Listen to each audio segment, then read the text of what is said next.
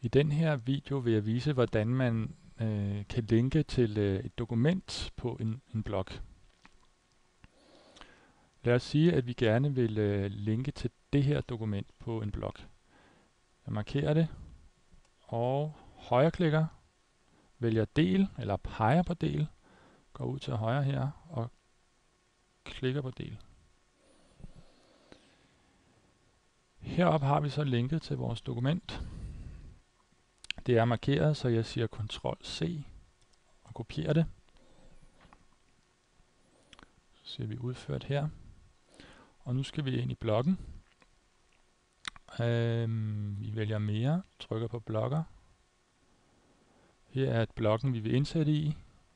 Vi laver et nyt indlæg.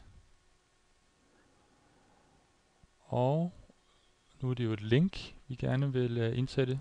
Ja, forresten det er vigtigt. Vi skal lige huske, at vi skal tilbage i skriv nu. Det er kun ved indlejringskoder, vi vælger HTML. Skriv og link. Og så skriver vi her for eksempel, at vi kan bare skrive dokument 1.